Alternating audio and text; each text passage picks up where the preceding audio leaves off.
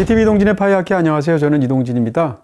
네, 해마다 이맘때가 되면 많은 분들이 아카데미상의 결과가 어떨까, 시상식의 어떤 세세한 내역이 어떨까 무척이나 궁금해하시죠.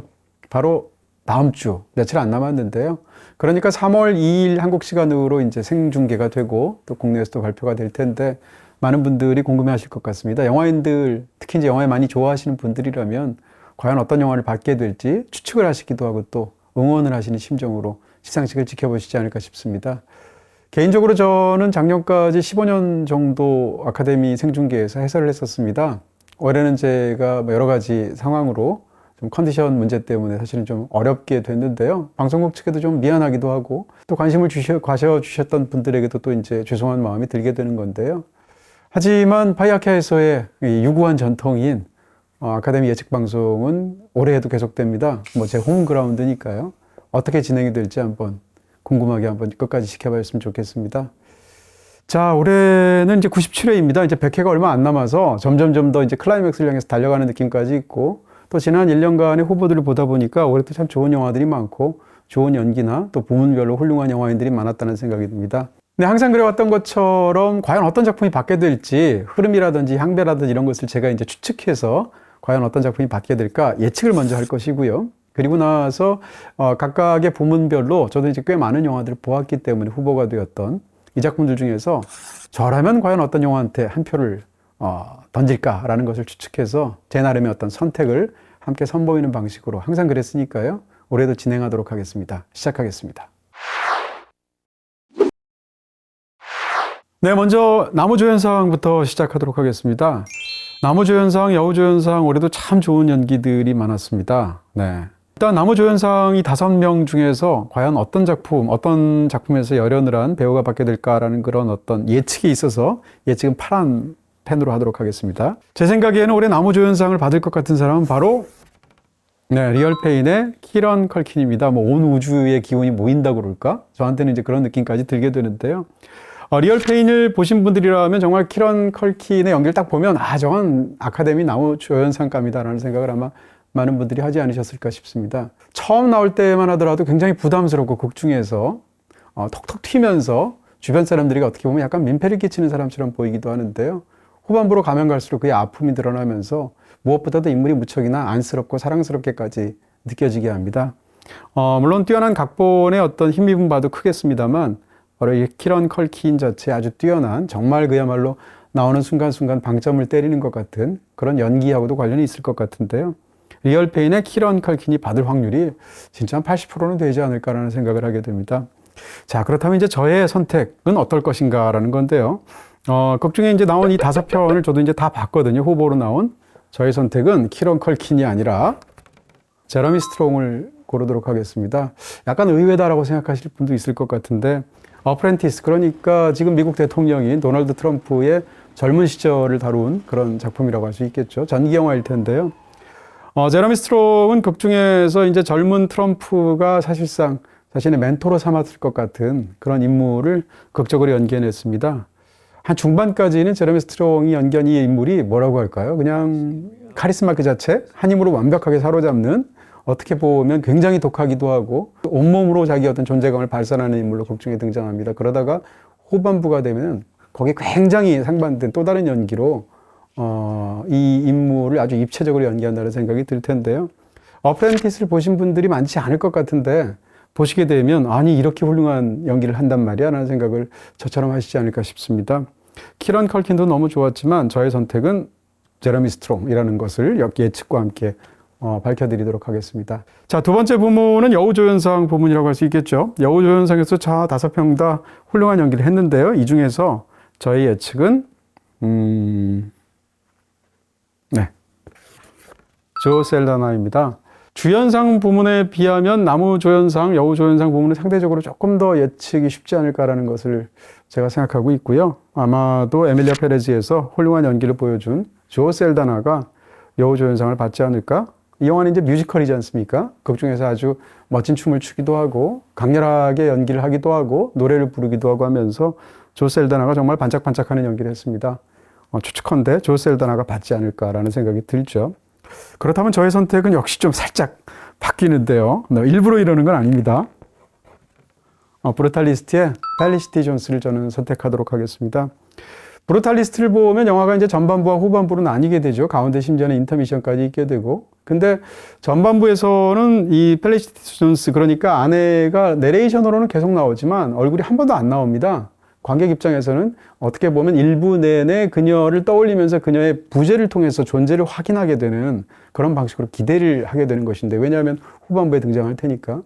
아닌 게 아니라 2부가 시작되자마자 펠리시티 존스 아내가 등장하게 되죠. 그러면서 거의 2부 내내 나오다시피 하게 되는데요. 그러니까 어떻게 보면 전혀 나오지 않는 전반부와 내내 나오게 되는 후반부를 강렬하게 대비하면서 이 주인공에게 이 아내가 어떤 의미인지라는 것을 강력하게 인지시키는 방식으로, 그리고 무엇보다도 이 인물이 얼마나 생생하게 표현될 수 있는지라는 것을 펠리시티 존스가 정말 뛰어나게 그런 감정적인 연기를 해내지 않았나 싶습니다.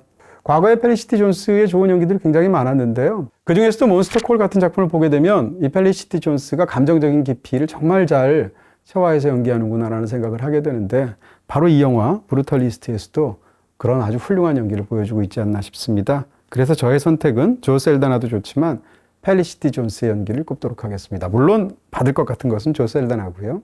네, 이번엔 시각효과상입니다. 시각효과상은 이제 뭐라고 할까요? 상대적으로 아카데미에서 덜 선호하는 것 같은, 그럼에도 불구하고 가장 많은 사람들이 보았던 그런 블록버스터 영화들이 받을 확률이 높죠. 이런 측면에서 시각효과상을 과연 어떤 작품이 받을까도 이제 관객들의 큰 그런 흥미거리가 되는데요. 올해도 굉장한 시각효과를 보인 작품들이 있었죠. 5편이 다 그랬던 것 같은데, 이 중에서 받을 것이라고 제가 예측하는 작품은 바로 듄 파트 2입니다. 듄은 1편도 훌륭했지만 2편이 훨씬 더 훌륭하다는 생각을 하고요. 시각효과도 그런 생각이 듭니다. 말 그대로 영화가 뭐라고 할까요? 이제 모래를 진료로 삼은 어떤 캔버스 같다라는 생각이 들기도 하고요. 우리가 이제 광대한 모래 사막, 예를 들어서 사하라 사막 같은 데를 가시게 되면 그 사막의 풍광에 완전히 압도되는 그런 느낌을 받게 됩니다. 그런 어떤 느낌의 극단에서 아라키스 행성 자체를 이 모래를 재료로 삼아서 만들어냈다는 생각이 들고요. 극중에 등장하는 그 아라키스 행성의 풍경들을 어떻게 보면 굉장히 추상적인, 그러니까 선과 면으로 이루어진 어떤 그런 세계로 아주 멋지게 풍경을 만들어내지 않았을까? 그래서 그 세계의 어떤 촉감이 그대로 느껴지는 것 같은 질감과 양감을 함께 느낄 수 있는 그런 풍경들을 뛰어난 시각효과로 만들어냈다라는 생각의 측면에서 무척이나 고급스럽기도 하고요. 그리고 무엇보다도 그런 세계가 정말 있을 것 같다라는 그런 믿음을 주는 뛰어난 시각효과를 만들어냈다고 볼 수 있겠습니다. 만약에 듄 파트 2가 받지 못하면 어떤 영화가 받을까? 제 생각에는 혹성 탈출 새로운 시대에도 약간의 확률이 있다고 생각합니다. 하지만 분위기상으로는 또 영화의 어떤 완성도로는 듄 파트 2가 받지 않을까라는 생각을 하는데요. 바로 그렇기 때문에 저의 선택 역시 듄 파트 2를 고르도록 하겠습니다. 네, 이번에 음향상입니다. 시각효과가 시각이라면 음향상은 이제 청각에 관해서 주는 상이라고 할 수 있겠죠. 더군다나 한 3, 4년 전까지만 하더라도 음향상은 사실은 아카데미 트로피가 2개였습니다. 음향상이 있고 음향 편집상이 있었으니까. 근데 몇 년 전부터 이것을 통합해서 한 상으로만 시상을 하고 있는데요. 자, 음향상에서도 역시 이 5편의 쟁쟁하다는 말 자체가 이제 귀에 그런 느낌이 드니까 작품들이 있는데요. 이 중에서도 음향상을 받을 것으로 제가 예측하는 작품은 역시 듄 파트 2입니다. 뜸들일 필요가 없겠죠? 저의 선택 역시도 듄 파트 2를 고르도록 하겠습니다. 나머지 작품들도 훌륭하겠습니다만 듄 파트 2는 압도적인 시각 효과가 먼저 우리에게 기억되는 작품이기도 하지만, 또 다른 한편으로 생각하면 그 진동 발생기, 모래바닥을 막 두드리는 그 진동 발생기 압도적인 사운드라든지, 아니면 이제 바람에 따라서 일렁이는 어떤 모래가 움직이는 소리라든지, 이런 것들이 극중에서 뛰어난 음향으로 또 적재적소에서 제대로 또 편집된 음향 편집으로 드러나지 않았을까 싶어집니다. 저의 선택 그리고 예측 모두가 듄 파트 2입니다. 네, 이번에 음향을 넘어서 음악에 관한 것이죠. 음악에는 이제 2가지 상이 있죠.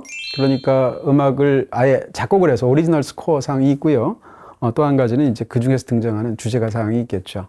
자, 음악상으로 받을 것 같은 영화. 네, 5편 다 음악들, 특히 이제 에밀리아 페레즈 같은 영화는 뮤지컬이기도 하고요. 또 애니메이션에서 또 와일드 로봇 같은 데서도 이제 뮤지컬 넘버 같은 것이 극중에서 춤과 노래 장면으로 들어가기도 하죠. 춤이라기보다는 이제 음악 으로 들어가기도 있는 그런 작품이죠. 콘클라베도 사실은 음악이 굉장히 뛰어나다는 생각을 제가 개인적으로 하고 있습니다. 뭐 위키드는 말할 것도 없겠죠. 뮤지컬이니까. 그럼에도 불구하고 제가 음악성을 받을 것이다 라고 예측하는 것은 표면적으로는 음악하고 그렇게까지 관계가 없어 보이는, 하지만 음악적으로 우리를 압도하는 브루탈리스트입니다. 브루탈리스트의 음악은 제가 지난 3, 4년간 들었던 최고의 사운드 트랙이 아닌가라는 생각을 사실은 하고 있습니다. 정말로 훌륭한 음악이라는 생각이 들고, 브루탈리스트에서 이 브루탈리즘이라는 것이 이제 건축 사조로서 어떻게 생각하면 건축의 재료가 되는, 특히 이제 콘크리트나 뭐 이런 것들이죠. 이런 것들을 사실상 드러내는 방식으로 그런 양식적인 어떤 특성을 우리가 이제 브루탈리즘의 하나의 특성이라고 우리가 파악하게 되는 것인데요. 이런 것들이 사실은 극 중에서 인물을 다루는 것뿐만 아니라 음악적으로도 표현된 것이 아닌가라는 생각을 갖고 있습니다. 브루탈리스트의 이제 음악들로 주로 이제 사용되는 악기는 이제 관악기가 많잖아요. 그리고 또 현악기를 쓰기도 하고 피아노를 쓰기도 하는데, 이런 것들이 악기의 고유한 어떤 질감들 같은 것을 고스란히 드러내면서도 영화에 굉장히 잘 어울리는 그런 어떤 묵직하면서도 굉장히 격조 있는 음악을 만들어냈다고 할까요?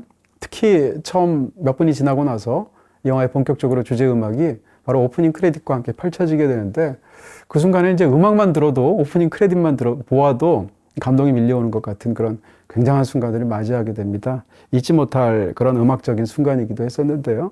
또 영화가 마지막 끝나는 순간이 되면 1980년대가 이제 극 중에서 시간적으로 점프해서 에필로그처럼 펼쳐지게 되는데, 80년대의 어떤 그 팝 음악계를 주름 잡았던 그런 신디사이저 음악을 이용해서 전혀 다른 또 어떤 그런 느낌을 주는 음악으로 마지막에 후주를 펼치게 되죠. 이런 측면에서도 시대적인 배경으로도 맞고요. 무엇보다도 영화의 전반적인 형식적인 측면이나 혹은 영화가 다루고자 하는 어떤 그런 내용에서의 핵심적인 부분에도 고스란히 맞아 있는 그런 음악이라고 설명드릴 수 있을 것 같습니다.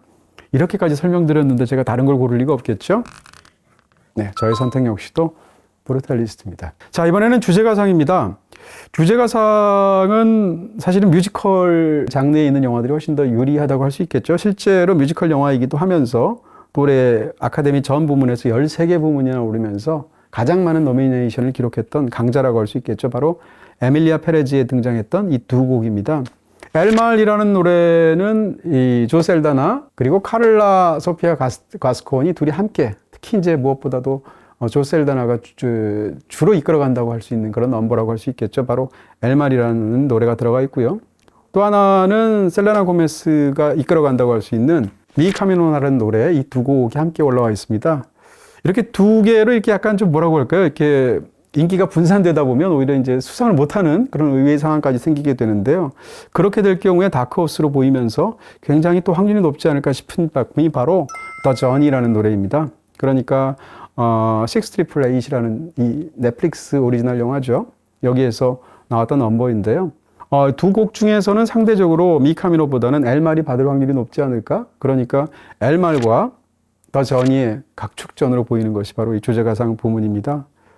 이 두 곡 중에서 받을 것 같다라고 예측이 되는 것은 엘말입니다. 그리고 저의 선택 역시도 엘말이라고 할 수 있겠습니다.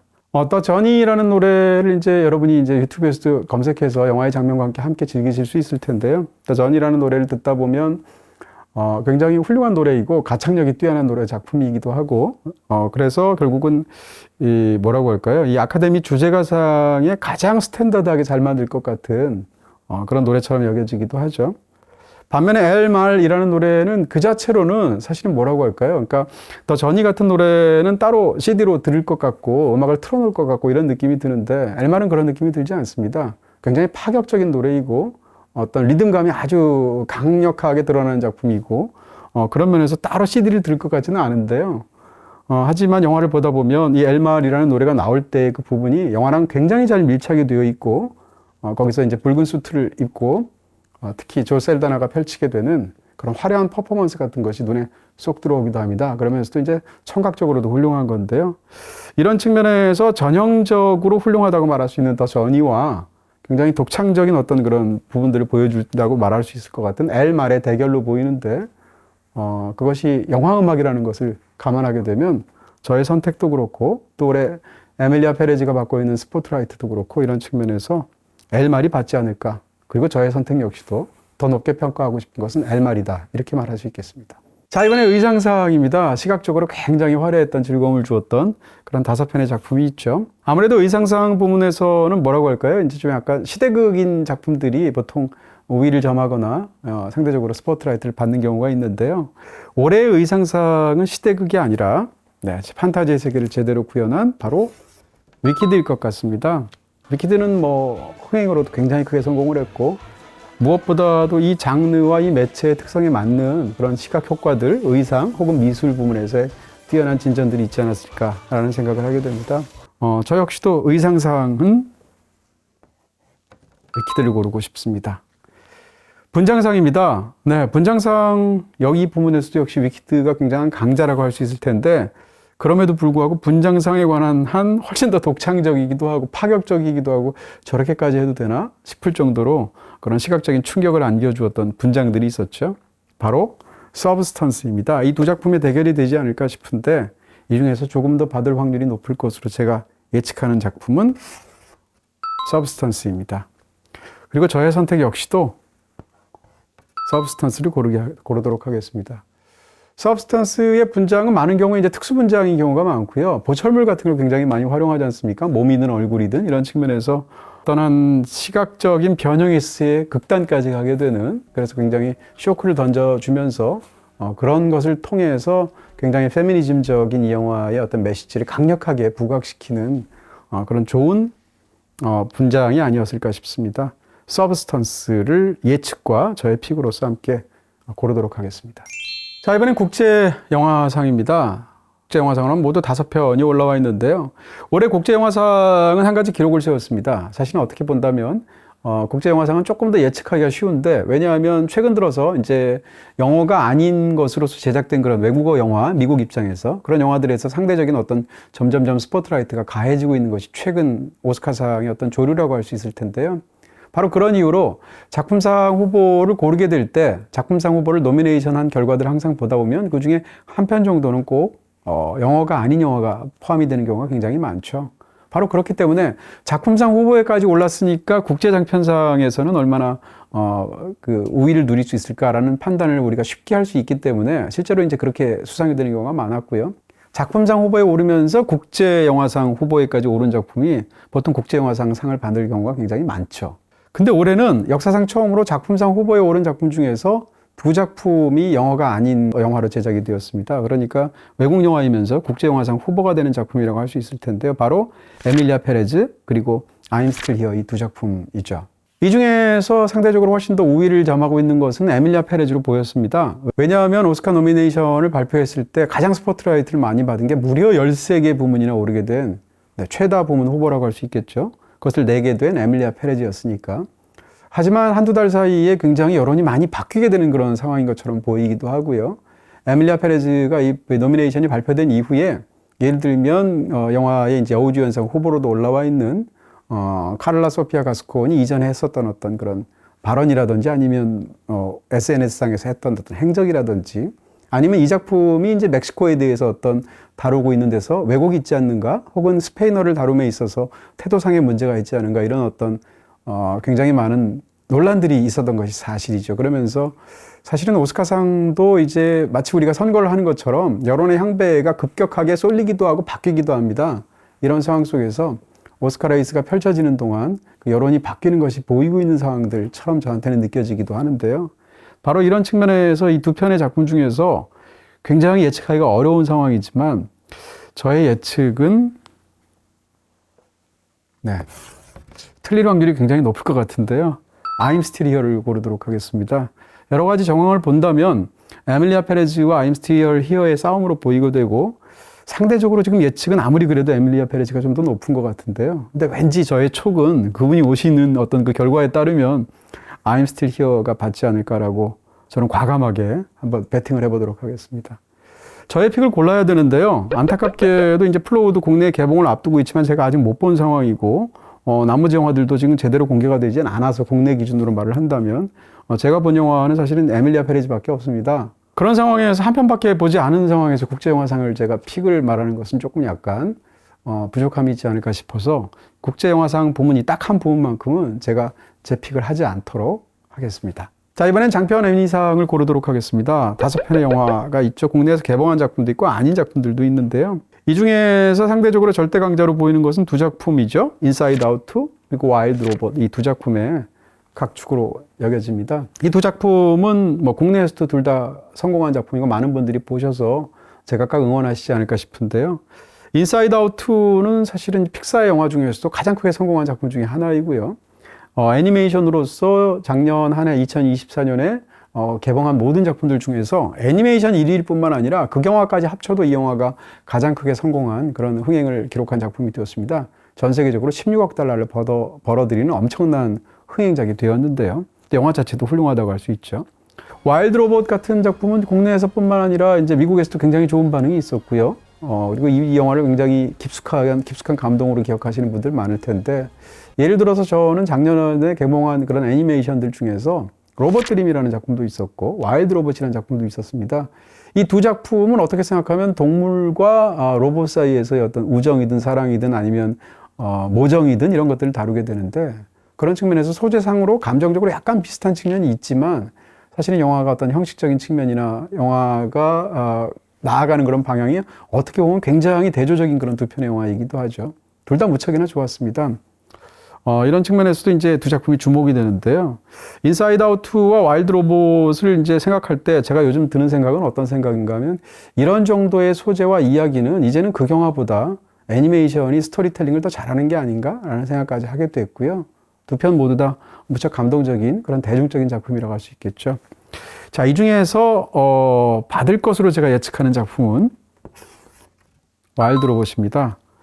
그리고 제가 선택을 하자면 사실은 둘 다 약간 비슷한데 그럼에도 불구하고 조금 더 마음을 씻자면 와일드 로봇을 선택하도록 하겠습니다.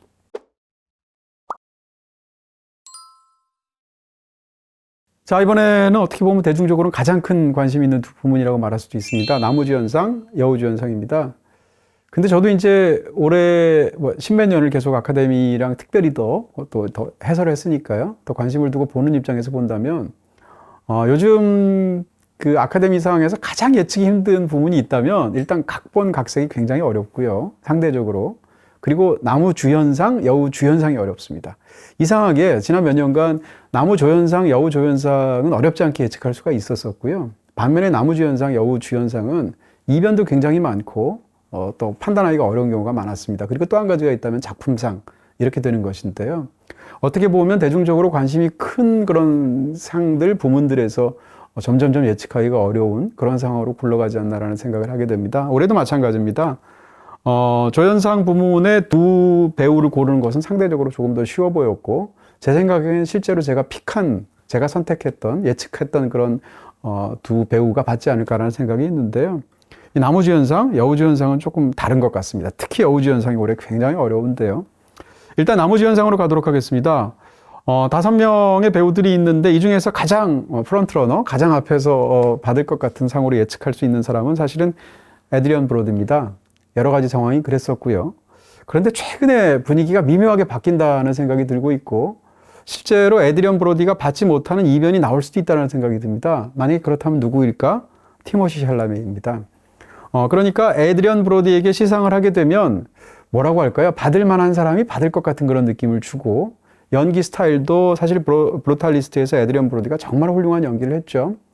심지어는 우리가 이제 그런 예측을 하지 않습니까? 그러니까 핍박받는 유대인 예술가를 연기하는 애드리언 브로디를 과연 누가 이길 것인가라는 생각까지 하게 되는 건데요. 피아니스트를 통해서 애드리언 브로디는 이미 수상을 한 적이 있죠. 이런 상황에서 브루탈리스트로 만약에 수상을 하게 되면 사실은 두 작품 중에서 연기가 더 뛰어난 건 저는 브루탈리스트라고까지 생각을 합니다. 그런 측면에서 충분히 받을 만한 자격이 있죠. 다만 애드리언 브로디가 받게 되면 헤드라인을 뽑는 기자들은 좀 심심할 겁니다. 왜냐하면 너무 예측이 되는 상황이고 너무 아카데미가 줄 것 같은 그런 시상을 한 내역이 될 테니까. 그런데 만약에 티모시 샬라메가 받게 되면 뭐라고 할까요? 올해 그 아카데미의 최고의 스포트라이트는 작품상이 아니라 나무주연상으로 갈 것 같고요. 왜냐하면 지금 현재 당대 최고의 스타라고 말할 수 있는 사람이 더군다나 20대에 티모시 샬라메라고 할 수 있기 때문에 만약에 이런 상까지 받게 된다라고 한다면 굉장한 그런 어떤 화제의 중심에 등극하게 되겠죠.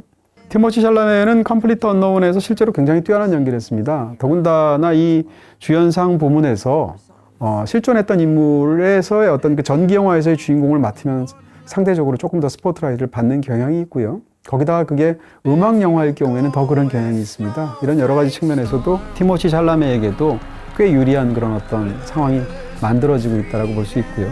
더 재밌는 것은 티모시 샬라메가 이번에 수상을 하게 되면 역대 나무주연상 수상자로서는 최연소가 됩니다. 29살에 받게 되는 것인데요. 근데 최연소이지만 29살에 나무주연상을 받은 사람이 한 명 더 있습니다. 개월수가 약간 차이가 나서 티모시 샬라메가 기록을 세우게 되는 것인데, 그러니까 바로 직전까지 나무주연상을 받은 사람 중에서 가장 최연소로 받았던 사람은 바로 경쟁자인 에드리언 브로디입니다. 똑같은 29살에 받았는데 개월수가 조금 더 많았어요. 피아니스트일 때가. 그런 측면에서도 두 사람의 대결이 여러 가지 측면에서 굉장히 재미있는, 과연 어디로 갈까 궁금하게 하는 이번 그 아카데미상에서의 어떤 하이라이트 중에 하나가 되지 않을까 싶어집니다.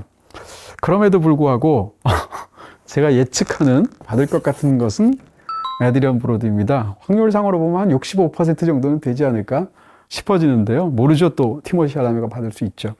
티모시 샬라메가 받아도 밥 딜런 연기를 워낙 훌륭하게 심지어는 그 모창과 어떤 그런 영화 속에서 연기까지도 아주 잘 해냈기 때문에 저로서는 얼마든지 박수를 칠 수 있는데요. 둘 중에서 예측이 더 그나마 조금이라도 확률이 높은 것은 에드리언 브로디가 아닐까 싶어지죠. 둘의 연기를 비교하게 되면 티모시 샬라메도 연기를 너무 잘했지만 그래도 그럼에도 불구하고 저에게 더 뛰어난 연기를 보였던 것은 바로 에드리언 브로디의 연기였습니다. 자, 이번에 여우주연상입니다. 가장 어렵습니다. 일단 그 받을 확률이 있을 것으로 보이는 배우명을 3명을 말을 한다면 일단 서브스턴스의 데미 무어가 있습니다. 그리고 또 아노라의 마이키 메디슨을 뺄 수가 없겠죠. 의외로 다크호스인 브라질 배우인 I'm Still Here의 페르난다 토이스가 받을 수도 있습니다. 페르난다 토이스가 받게 되면 사실상 브라질 영화로서는 정말 경사가 될 텐데요. 더 흥미로운 것은 브라질 여자 배우가 여우주연상 후보에 오른 게 역사상 2명밖에 없습니다. 그 나머지 한 명은 누굴까? 바로 페르난다 토이스의 엄마입니다. 많은 분들이 굉장히 멋진 영화로 기억하시고 있고 진짜 훌륭한 휴머니즘 영화였었죠. 중앙역이라는 브라질 영화를 90년대 말에 있어서 그 영화의 주연 배우가 바로 여우주연상 후보로 브라질 영화 역사상 처음으로 그 노미네이션 됐었습니다. 상은 받지 못했지만 바로 페르난다 몬테네그로라는 뛰어난, 어떻게 보면 브라질의 국민 배우라고 할 수 있을 텐데요. 그 페르난다 몬테네그로는 후보에만 오르고 수상하지 못했는데 이번에 딸이 다시 후보에 오르게 되어서 만약에 페르난다 토이스가 받게 되면 더군다나 이 I'm Still Here에서는 그 페르난다 몬테네그로까지도 잠깐 약간 카메오에 가깝게 나오게 되는데요. 이런 측면에서 커다란 화제가 되지 않을까 싶기도 합니다. 또 무엇보다도 아주 뛰어난 연기로 지금 격찬을 받고 있기도 하고요. 그럼에도 불구하고 이 3명의 배우들 중에서 마이키 메디슨이라는 굉장히 20대 중반에 정말 신데렐라의 등극 같은 순간을 맡은, 그러면서도 영화 속에서 정말 반짝반짝하는 연기를 하게 된 마이키 메디슨이 받을 것인가? 그렇지만 마이키 메디슨 이상으로 사실은 지금 굉장히 화제의 중심이 되는 그런 배우의 연기가 있다면 바로 데미 무어가 아닌가 싶은 생각도 하게 됩니다.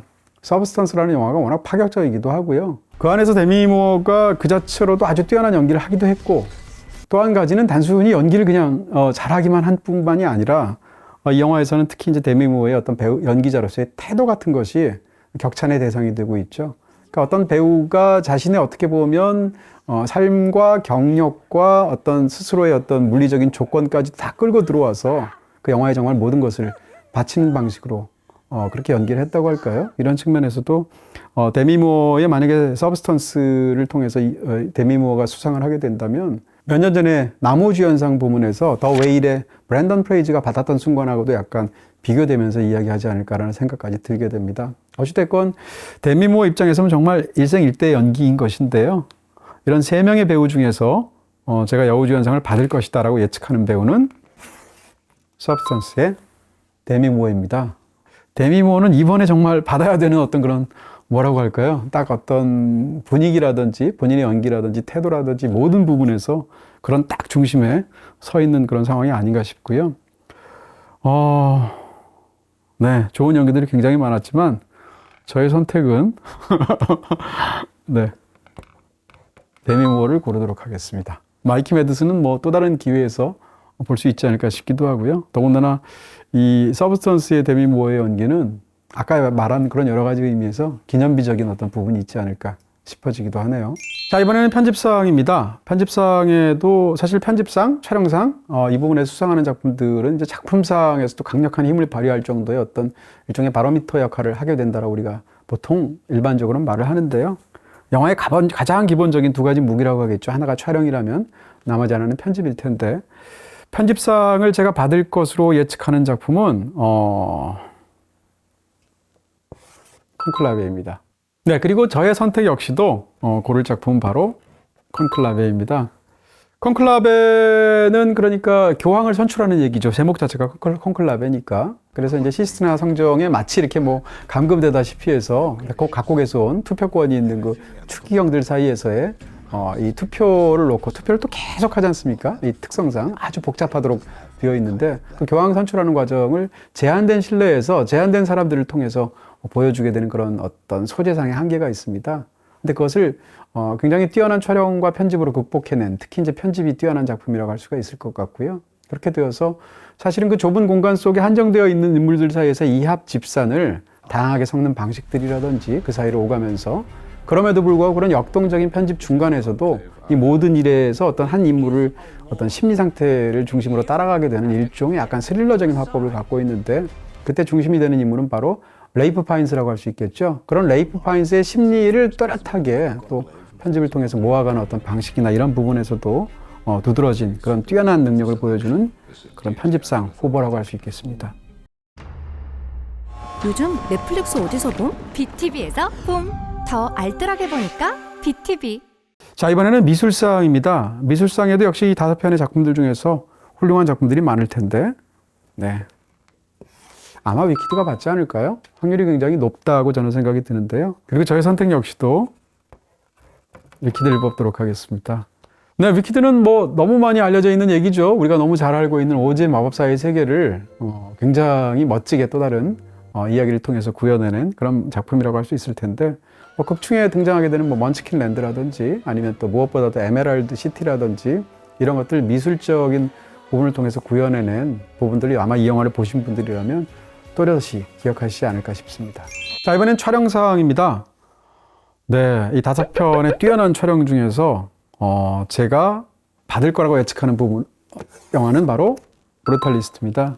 브루탈리스트는 한 영화를 이루게 되는 거의 모든 부분에서 사실은 다 우수한 그런 뛰어난 작품이라고 생각이 드는데요. 특히 촬영이 그렇다라고 이야기할 수 있겠죠. 특히 이제 브루탈리스트가 다루고 있는 것이 대략 한 1940년대 후반부터 50년대 이때의 시기들을 주로 다루게 되고 영화 이제 에필로그에서는 80년대를 다루게 되는데요. 50년대에 가장 일반적인 어떤 그 촬영의 포맷이기도 했었죠. 그러니까 비스타 비전을 그대로 갖고 와서 50년대의 분위기를 내고 있는 그런 촬영을 하고 있습니다. 거기다 필름 촬영까지 하고 있는데요. 이와 같은 상황 속에서 브루탈리스트가 이제 건축가의 이야기를 다루게 되는데 그러다 보니까 어떤 한 건물을 아래에서부터 위까지 꽉 차게 구현해내는 어떤 그런 촬영이라든지 정반대로 바로 그렇기 때문에 어떻게 보면 인물을 클로즈업을 통해서 강렬하게 표현해내는 어떤 이런 방식이라든지 이런 부분에서 브루탈리스트의 촬영이 돋보이는 부분들이 있었을 것입니다. 아마 여러 가지 정황으로 봐도 브루탈리스트가 아마 촬영상을 받지 않을까라고 예측을 하게 되는데요. 그럼에도 불구하고 저의 선택은 브루탈리스트가 아니라 노스페라투입니다. 브루탈리스트 촬영도 너무 훌륭한데 노스페라투도 촬영상을 트로피를 가져갈 만큼 정말 뛰어난 그런 촬영을 보여줬다라고 저는 생각하고요. 어떻게 보면 이제 고딕 공포 영화에서 이루어질 수 있는 최상의 촬영 방식이 아닐까라는 생각이 들고요. 이 영화도 이제 필름 촬영을 하게 되었는데 상대적으로 이제 가로와 세로의 비율을 1.66대 1을 사용하게 되어서 좀 더 이제 정사각형에 가까운 그런 어떤 화면을 사용하고 있는데 그를 통해서 인물을 이제 단독으로 잡을 때 만들어낸 어떤 고립감 같은 것이라든지 혹은 전반적으로 채도를 굉장히 낮추어서 만들어낸 어떤 으스스한 어떤 느낌이라든지 더군다나 이제 뱀파이어에 관한 이야기일 테니까 세상에서 가장 유명한 그런 그 뱀파이어 내용을 다루고 있지 않습니까? 그런 측면에서 노스페라투는 한편의 공포 영화로서 촬영이 기여할 수 있는 극단까지 보여주었다. 끔찍한 영화이죠. 공포 영화니까. 그럼에도 불구하고 역설적으로 무척이나 아름다운 그런 촬영 방식을 보여주지 않았나라는 측면에서 브루탈리스트도 훌륭하지만 노스페라투의 촬영을 더 먼저 꼽고 싶습니다. 자, 이번에는 각색상입니다. 각색상은 두 영화가 아닐까 싶습니다. 상대적으로 좀 더 확률이 높은 게. 좀 더 우위에 선 영화는 콘클라베로 보이고요. 상대적으로 확률은 좀 적지만 충분히 받을 수도 있겠다라고 싶은 영화가 바로 니켈 보이스입니다. 전반적으로 흘러가는 느낌이 그렇다는 얘기인데요. 그럼에도 불구하고 현재 상황에서 더 확률이 높은 것으로 보이는 것은 네. 교황 선출 얘기가 뭐 재밌어 봤자지라는 생각이 들 수도 있을 텐데 실제로 영화 보면 그런 생각 안 드실 겁니다. 굉장히 재밌게 각색이 되었고요. 그런 측면에서도 아까 말씀드린 것처럼 마치 장르적으로는 스릴러 영화처럼 보이기도 하는데 콘클라베의 각색상 수상 확률을 저는 가장 높게 보고 있습니다. 저의 선택 역시도 콘클라베입니다.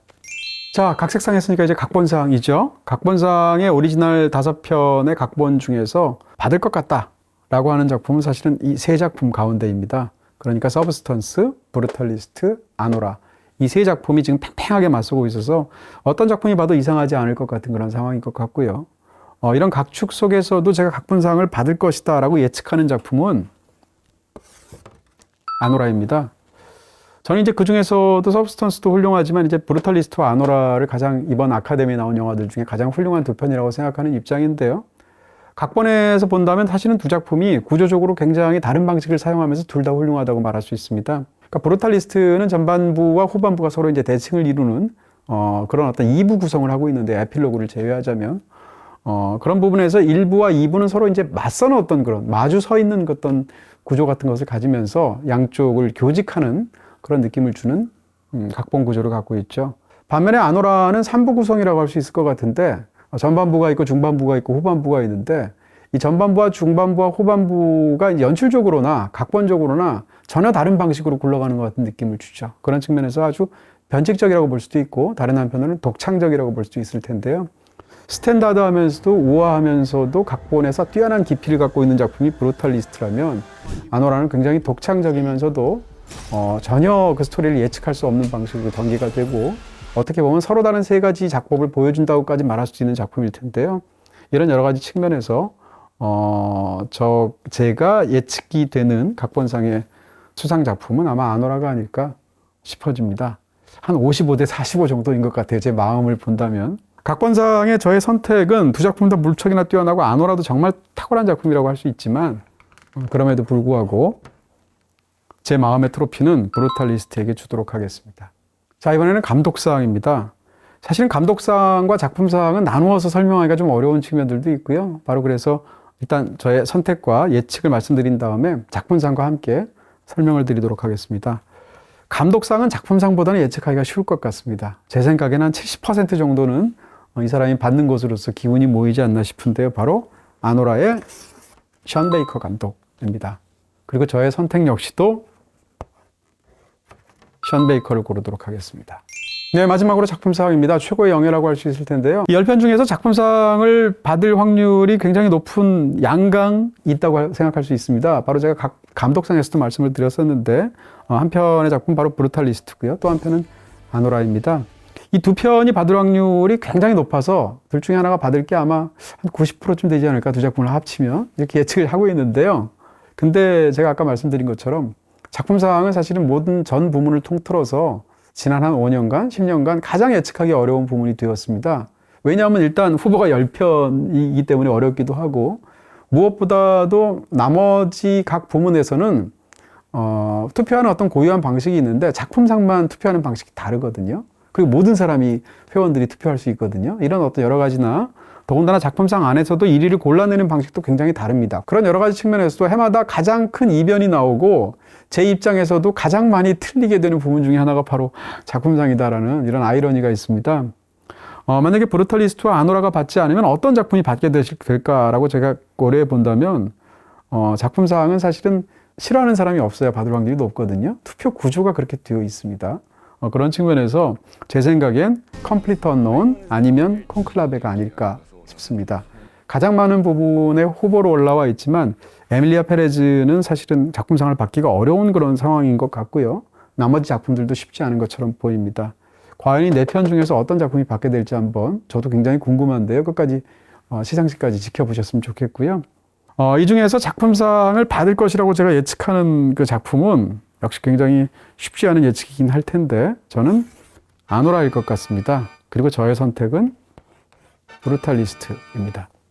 솔직히 얘기하면 작품상하고 감독상은 같은 감독과 같은 작품에 수여해야 된다고 저는 생각합니다. 왜냐하면 연출이 뛰어난데 그러면 작품상을 다른 영화에 준다면 영화가 연출 외에 또 다른 무엇이란 말인가라는 생각까지 들 수 있을 텐데요. 왜냐하면 연출이라는 것은 어떤 한 영화의 미학적인 어떤 그런 완성도를 총합하는 것이 연출일 테니까 이런 측면에서도 작품상을 받는 영화라면 사실은 감독상도 받아야 된다 이렇게 일반적으로는 생각합니다. 그럼에도 불구하고 제가 브루탈리스트를 더 좋아하죠. 더 뛰어난 영화라고 저는 생각하죠. 그러니까 작품상을 제 마음의 트로피를 이제 바치는 건데요. 하지만 아노라도 사실 브루탈리스트랑 같이 나란히 있어서 그렇지 제 기준에서도 아노라가 너무 뛰어난 작품이기 때문에 저도 약간 뭐라고 그럴까요? 감독상만큼은 션 베이커 감독에게 드려야 되지 않을까. 아무도 신경 안 쓰지만 저 혼자서 마음의 갈등을 겪다가 아노라의 션 베이커 감독에게 감독상을 제가 한 표를 던지는 것으로 그렇게 선택을 했습니다. 네, 아노라와 브루탈리스트에 대해서는 뭐 또 다른 경로를 통해서 여러분께 또 다른 기회를 통해서 설명드릴 수 있지 않을까 하는 생각을 갖고 있기도 하고요.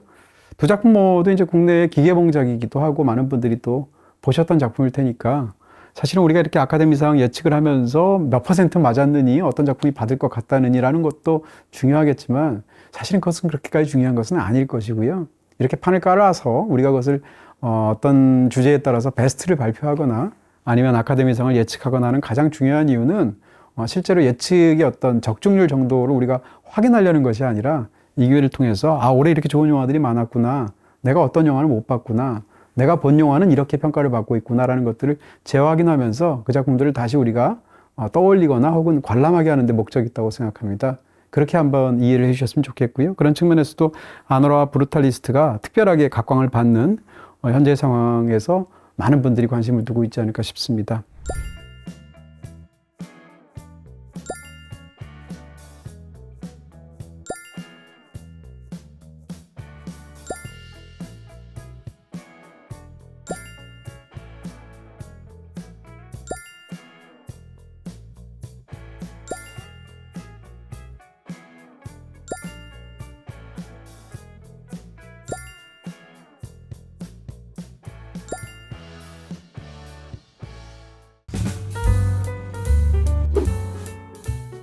네, 지금 이 작품상 후보들을 포함해서 국내에서 개봉하지 못한 작품들도 있고요. 또 현재 개봉 상태인 작품들도 있습니다. 그리고 또 이미 개봉을 끝낸 작품들도 있을 텐데요. 지금 띄워드리는 영화들은 BTV에서 관람하실 수 있습니다.